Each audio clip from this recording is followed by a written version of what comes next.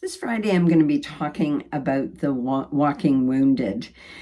We're all wounded in some way. None of us get out of our childhood without something in ourselves having been wounded, and something that we carry with us inside of us that we recognize we need healing.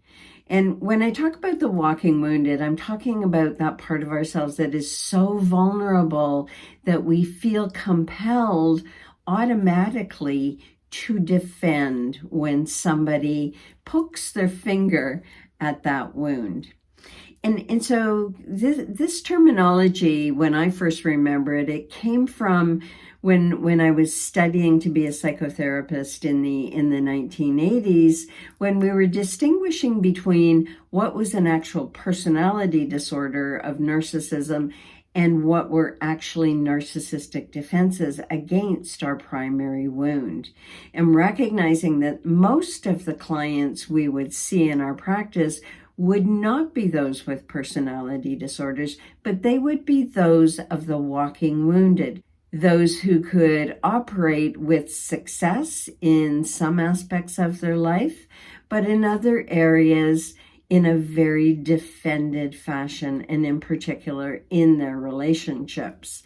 And so because we're defending ourselves in this area, there are things that we're hiding about ourselves. We have secret embarrassments and shames about certain behaviors or desires or things that have happened to us in our youth that we don't want anybody else to know about because we're protecting our image of ourselves.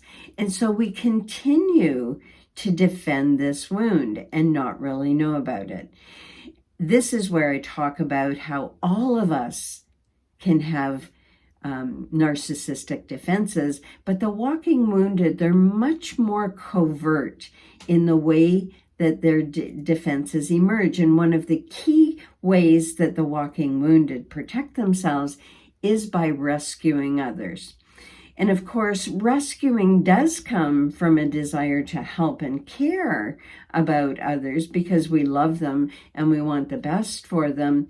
But when we don't share ourselves, but expect others to share themselves and their vulnerabilities so that we can help them, it is simply a way of meeting our need to be in Relationship from a position of power.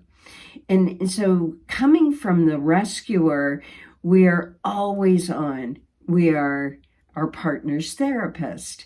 We're our mother's caretaker. We're our children's enabler of bad behavior, always making excuses for their lack of manners and their lack of consideration for the feelings of others. So wherever it shows itself, this is a self-serving behavior where it looks like we're helping others by defending them or protecting them when we're actually protecting something in ourselves that we haven't dealt with.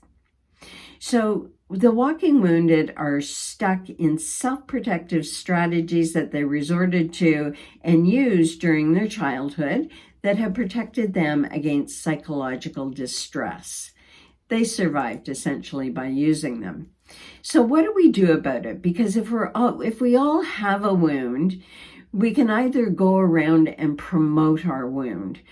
Oh my God, you won't believe what happened to me in my childhood, and you won't believe my mother's behavior, and my father was a narcissist, and that's why I have to behave the way I do.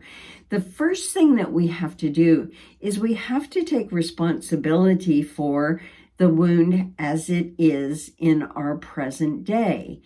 Yes, these things happened to us in the past, but if we lead with it, expecting that other people let us off the hook because we're wounded, or present ourselves as being very fragile and that they can't say anything to us because they must know how deeply wounded we are, then that's manipulation. And we have to own that we're doing that so that we don't have to face up to the healing process we do need to go through in order to get from being the walking wounded to the walking healed. We can walk through life in either way. But that awareness of how we are keeping the wound unhealed by expecting others to never touch us there.